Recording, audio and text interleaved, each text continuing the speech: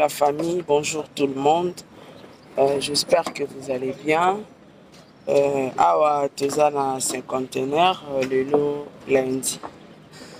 Toye pour na sortie accord ya légende monene na biso ya Congo, Papa Vertis Kiamangana. Naza précisément na mort ya cinquantenaire. Donc toye ko rendre hommage na Papa Vertis Kiamangana, hommage na Souka. Alors, comme ya Sarato là, na hôpital à cinquantenaire yangoyo, donc voilà, bon, c'est déjà place par la papa quoi. Alors, tout le monde a bouquet bignonso intégralité, vraiment il y a funérailles, il y a matanga, il y a Papa Vertis Kiamangana. Merci.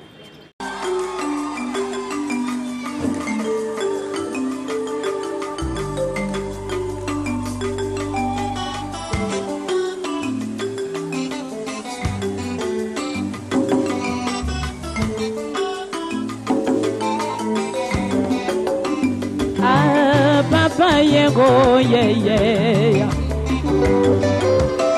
Ah, Papa Yego, yeah. Ah, Papa Yego, yeah. Zambelanga consacration, yeah. Nazala kelo kwa kwa, yeah. Yeah. Ah, Papa yeah.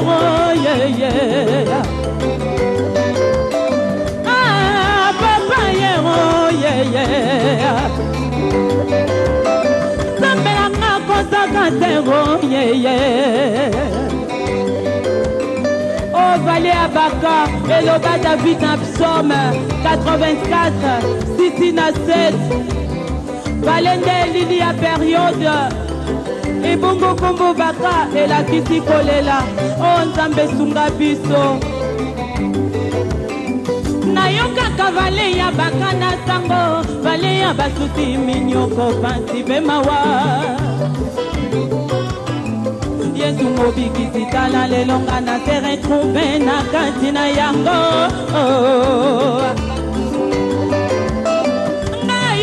Vale ya bakana sango vale ya basuti minyoko pansi bemawa Yesu mobikisi tala lelonga na se retrouve na kantina yango moto nyonso na mokili mwana nzambe to mwana nzambe te epesameli biso toleka na vale yango po bolingo na biso emonana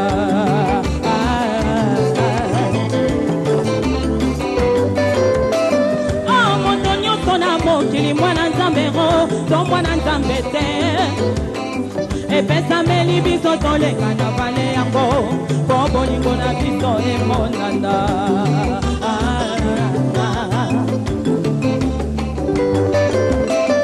nakacha lubwaku ya kolela ata kosa inosa kati ozali komona bakondamnation na kati ya vale yango motema ekomanga normal mpona bapasi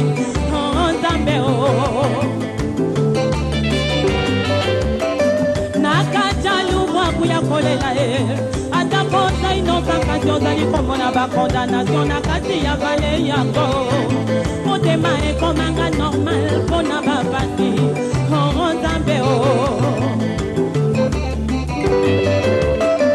na kati ya vale ya baka motema eyebaka kokonge toli ya bakonseyo ya malabuso ya mabe motema etutamyo ekauki lokola lititi na kati ya vale ya baka motema eyebaka kokonge toli ya bakonseye ya malabuso ya mabe motema etutami nango ekauki lokola lititi nzambe na ngai soki nazokala motema likolo ya vale ya baka makila ya motema na ngai ekomi kotika batrace esika nyonso na koleka nzambe ngai nayebi nazoka mpo na yo nde mosilisi ya bakota na ngai soki yo te nani mosusu soki osungi te soni ya yo moko nzambe atako butu yango eleki molai ntongo ekosukaka na kotana amen. Na kati ya mbale ya baka mono nalingaki kosimba nyonso ekimine kokima mosika na ngai yo na kati ya bala baka motema pasio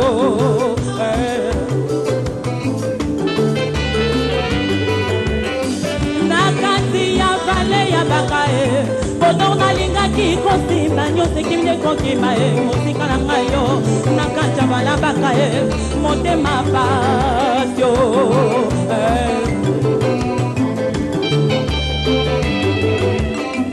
na kati ya bale ya baka ekomaka pasi mpona moto aya kotala yo ata motema eboyi séparation okomona kaka ezali koyela yo engalaki mawapyo nzambe o na kati ya vale ya baka ekomaka pasi mpona moto aya kotala yo ata motema eboyi séparation okomona kaka ezali koyela yo emariaki mawapyo nzambe o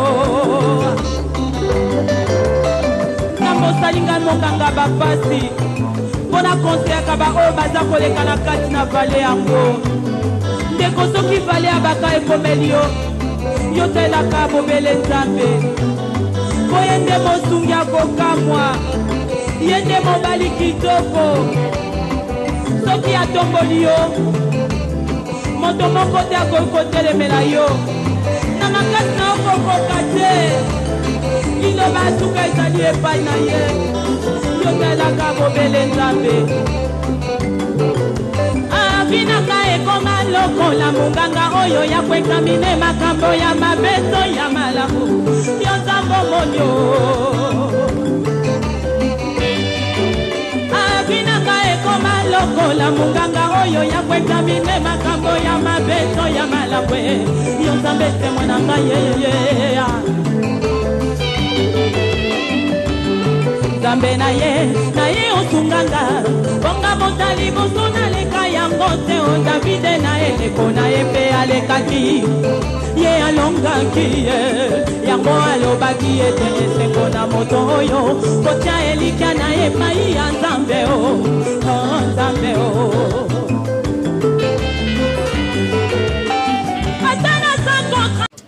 bon totyeli bino mwa baimage esengelaki totyela bino malgré bato mosusu baolinga bafilme bango te eza mosala na biso mais awa na morgue nga nayaki banda ntongo non namoni ata présence ya musicien moko te artiste musicien moko te peut-être bakoya ou soit bakozala kuna na palais du peuple donc je vous laisse le temps de suivre les images et puis surtout n'oubliez pas à partager cette vidéo.